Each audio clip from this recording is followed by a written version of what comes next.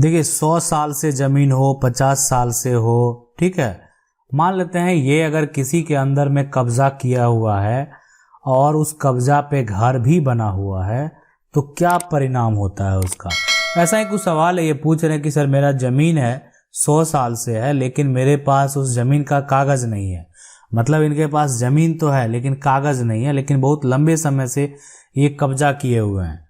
अब ये जो है हमारे यहाँ की जो जमींदार है पैसा मांग रहा है, कह रहा है कि जमीन हमारा है, मैं क्या करूं।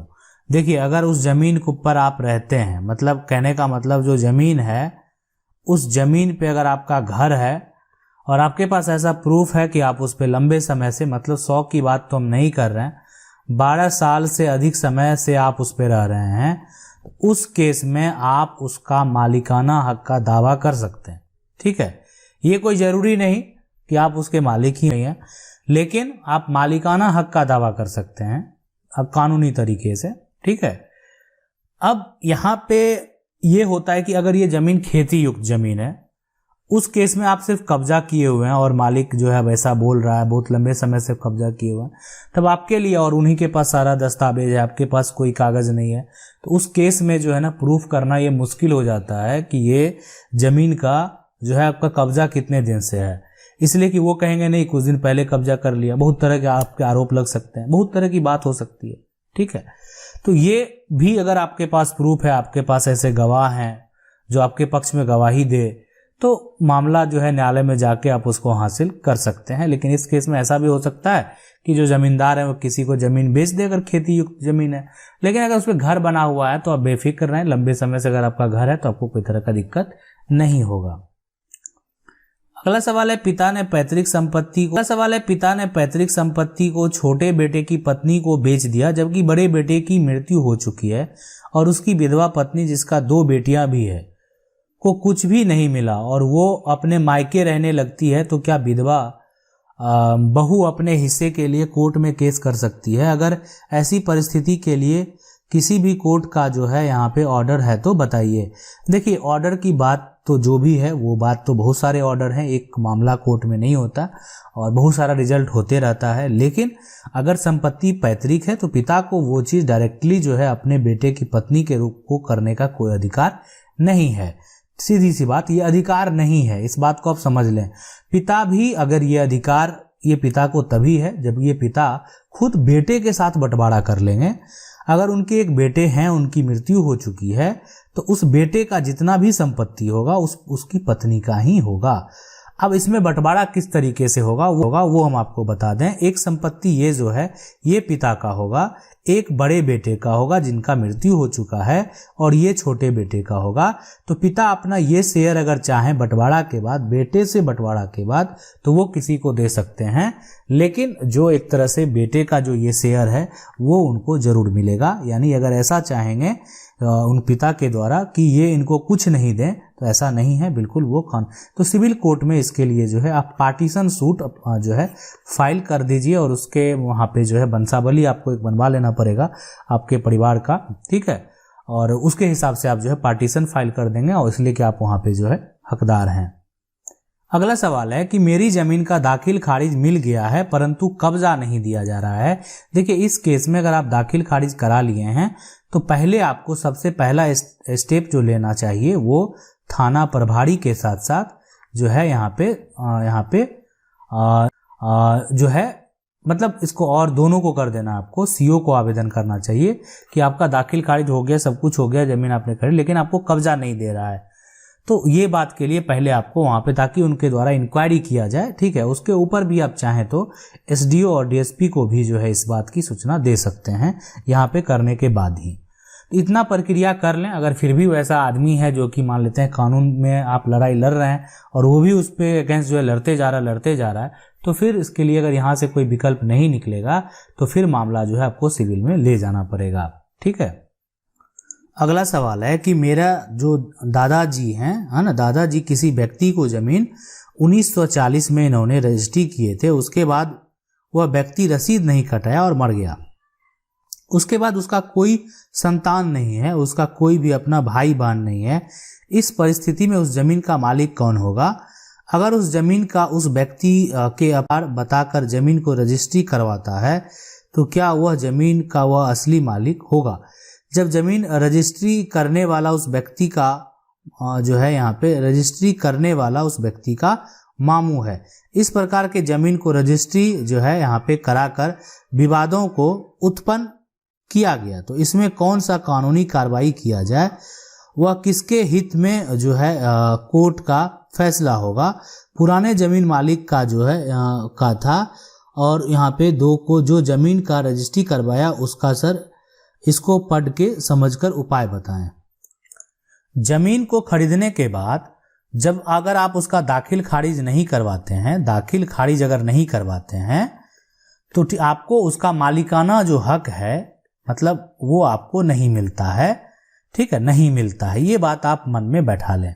तो अब मालिकाना हक उस व्यक्ति को कभी नहीं मिला कि जो वो व्यक्ति जो जमीन खरीदा था 1940 में उसका रजिस्ट्री तो है लेकिन उसको मालिकाना हक नहीं है। अब वो रजिस्ट्री जो जिससे भी करवाया आज वो भी व्यक्ति हो सकता है दुनिया में नहीं हो और जो खरीदा वो भी उनका भी कोई परिवार का लोग नहीं है और उस जमीन का जो है मालिकाना हक जो है एक तरह से वो उनके पास नहीं गया। तो ये जमीन का फिलहाल वर्तमान मालिक जो जमीन जिसका था वही होगा। ठीक है, लेकिन अगर यहाँ पे बात करें कि अगर ये कहने की कि इस जमीन को अब ये चीज है ना इसमें इसलिए डिग्री जमीन मालिक का होगा। अगर आप ऐसा सोच रहे होंगे, आपको ऐसा लग रहा हो कि जमीन मालिक जमीन तो बेच दिया तो वो मालिक कैसे हो सकता है? देखिए, बेच तो दिया लेकिन जो खरीदने वाला था वो आज तक दाखिल खारिज नहीं कराया और इतने लंबे समय के बाद अगर वो दाखिल खारिज कराना चाहेगा भी तो उसका दाखिल खारिज ऐसे नहीं हो जाएगा। उसके लिए आप उसको कोर्ट जाना ही पड़ेगा और कोर्ट जाने के बाद जिससे वो जमीन खरीदा उसको नोटिस भी करना पड़ेगा। व्यक्ति अगर उसको सपोर्ट करता है तभी उसका दाखिल खारिज होगा, इसलिए कि ये काफी टाइम पीरियड हो चुका है। तो इस केस में ये जमीन का अभी फिलहाल जो वर्तमान मालिक होगा वो जमीन का, और ये जो वर्तमान मालिक है वो अगर किसी दूसरे व्यक्ति को जमीन रजिस्ट्री कर दे तो वो आसानी से उसका दाखिल खारिज करवा सकता है। अगला जो सवाल है ये है कि क्या सर खतियान में कुछ भी संशोधन किया जा सकता है? यदि खतियान भूमि सर्वे के बाद गलत बन गया हो तो उत्तर प्रदेश का देखिए, अगर भूमि का जो सर्वे हुआ उसमें खतियान को गलत बना दिया गया, मतलब जो कि कुछ खाता खेसरा जो है मतलब नहीं चढ़ाया, किसी दूसरे में चढ़ाया, ऐसा बहुत हुआ है। ठीक है, तो इसका सुधार का उस समय जो है टाइम पीरियड दिया गया था लेकिन अब वो सब सिस्टम खत्म हो गया। अब ये सारा सुधार का मामला सिविल को दे दिया गया है। अब सिविल को देखना है कि इसको कैसे उसको पुराने के आधार पे सुधार करना है, उस पे प्रक्रिया होगा और जिसके नाम से वो सर्वे आपका हो गया दूसरे व्यक्ति के नाम से उसको उसके ऊपर आपको जो है केस फाइल करना होगा। ठीक है, गलत जो हो गया है, ठीक है, गलत बन गया है तो उसके ऊपर आपको केस फाइल करना होगा और उसको व्यक्ति को नोटिस जाएगा। अगर वो मान लेते हैं नोटिस को कोई इंटरेस्ट नहीं लेता है तो आपकी डिग्री हो जाएगी और आपके नाम से सारा कुछ हो जाएगा। लेकिन अगर वो इंटरेस्ट लेता है तो उससे जवाब मांगा जाएगा कि आपका ये संपत्ति है किस आधार पे आपके नाम पे हुआ, क्या आपके पास कोई प्रूफ है या नहीं है। अगर उसके पास कोई भी प्रूफ नहीं है तो इसका मतलब वो गलत तरीके से, यानी या बोल सकते हैं सर्वे अधिकारी या सर्वे के जो भी लोग थे कर्मचारी, उनके मिस्टेक के चलते वो संपत्ति उन पर जो है चला गया। अगला सवाल है कि सर मेरे दादा और यहाँ पे जो भी थे, दो भी थे, मेरे दादा के भाई 3 लड़की हैं। मेरे दादा भाई ने जब जमीन बेची तो मेरे पापा बड़े भाई अपने नाम से रजिस्ट्री करा ली और मेरी दादी ने दादा के मरने के बाद अपनी सारी जमीन अपने भाई के नाम करके मर गई। अब उसका है ना, उसके बाद जब दादी के भाई जमीन वापस की तब मेरे पापा के बड़े भाई ने अपने नाम रजिस्ट्री करा ली। ठीक है, मेरे पापा के भाई 4 थे।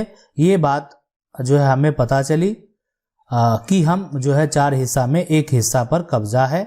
ठीक है, क्या करें? देखिए, उस केस में जो भी एक तरह से बड़े भाई जो हैं उसमें जितने बड़े भाई के नाम से जो भी संपत्ति जैसे आए, किसी दादी के नाम से आ जाए या किसी दूसरे व्यक्ति का वो रजिस्ट्री करा लिए, खुद खरीद ही लिए। ठीक है, तो अगर उनका कोई सोर्स ऑफ इनकम है, सर्विस करते हैं, कोई बड़ा बिजनेस है, तो उस केस में वो संपत्ति के हकदार हो सकते हैं। लेकिन अन्यथा अगर परिवार में किसी भी तरह का कोई बंटवारा नहीं है और बड़ा भाई के नाम से संपत्ति है तो उसमें सभी छोटे भाई का भी हक होगा। अगला सवाल है कि 1914 खतियान में 15 एकड़ था और 1963-64 में 9 एकड़ हो गया, तो कम हो गया। 6 एकड़ जमीन दूसरे खतियान में दर्ज हो गया, वापस मिल सकता है। तो इसकी हम गारंटी 100% बोल सकते हैं, 100% वापस मिल सकता है। अगर जो जिसके खतियान में दर्ज हो गया अगर वो कब्जा भी कर लिया है तो भी मिल सकता है, ठीक है। उसके लिए आपको सिविल कोर्ट में टाइटल सूट करना पड़ेगा और उसमें आपको पुराना खतियान निकालना पड़ेगा, नया खतियान निकालना पड़ेगा और पुराना खतियान में दिखाना होगा कि आपका ये सारा जमीन है, ये सब सारा प्लॉट नंबर, वो सारा काम आपका वकील कर देंगे। लेकिन आप बिल्कुल आपको ये वापस मिलेगा अगर आप इस प्रक्रिया को फॉलो करेंगे तो, ठीक है। अगला सवाल है कि अवैध दखल जमीन किसका हो सकता है? जिसका खतियान है उसका या फिर 4 पीढ़ी से कब्जा है उसका। देखिए, अगर अवैध दखल जमीन है तो अगर आप उस पर घर बनाए हुए हैं तो आपके पास एक प्रूफ हो जाता है आपके लिए, अवैध दखल वाले के लिए, ठीक है। मतलब व्यक्ति किसी संपत्ति को अगर दखल किया हुआ है, गलत तरीके से दखल या मतलब उसको कब्जा किए हुए है बहुत लंबे समय से, 5 पीढ़ी 6 पीढ़ी से उसी के अंडर में वो संपत्ति है, ठीक है। और लेकिन इसका जो टाइटल है वो किसी दूसरे व्यक्ति के नाम से है और वो सरकार को हर ईयर टैक्स भी पे कर रहा है, उस केस में जो है कब्जाधारी का ये जमीन नहीं होगा। वो जो मालिक है इसका, ये ज़्यादातर केस में फैसला उसी के ओर जो है ये जाएगा। और ये तभी यहाँ पे जो है होता है जबकि आप कोई भी व्यक्ति एक लंबे समय से 12 साल 15 साल 20 साल से अपनी संपत्ति को ना ढूंढ रहा था और ना उसका जो है कोई टैक्स पे कर रहा था। अगला सवाल है, गुड मॉर्निंग सर, मैं जो है यहाँ पे ए और पिता उसका जो है, तो ये बोल रहे हैं कि मान लीजिए कि ए है पिता और उनका पुत्र जो है वो है XYZ, ठीक है, XYZ। इसमें से Y जो है 14 साल का उम्र में जो है 14 साल का उम्र में जो है यहाँ पे चला गया और चल बसा, ठीक है। मतलब इनका जो है ना 14 साल की उम्र में ही अगर Y चला गया ना, Y चला गया और X ने Y की हिस्सा कब्जा कर लिया, मतलब Y का हिस्सा जो है X ने कब्जा कर लिया और X अपने नाम जो है खतियान और सर्वे करा लिया 70 साल के बाद, है ना, उस जमीन पर जो है कानूनी तौर पे अपने जमीन का हिस्सा। हाँ देखिए, अगर ये तीनों भाई था ना तो भाई के इसका भी शेयर होगा, इसका भी शेयर होगा और ये गलत तरीके से करा भी लिया है तो कानूनी तरीके से वापस मिलेगा, इसमें कोई संदेह नहीं है, बिल्कुल मिलेगा। लेकिन आपको इसके लिए कानूनी लड़ाई लड़नी पड़ेगी, इसलिए कि वो अपने नाम से सारा कुछ करवाए हुए। आशा करते हैं वीडियो अच्छा लगा हो। वीडियो को लाइक जरूर कर दें। चैनल को पहली बार देख रहे हैं सब्सक्राइब करके जो बेल आइकन है उसको जरूर दबा लीजिए। मिलते हैं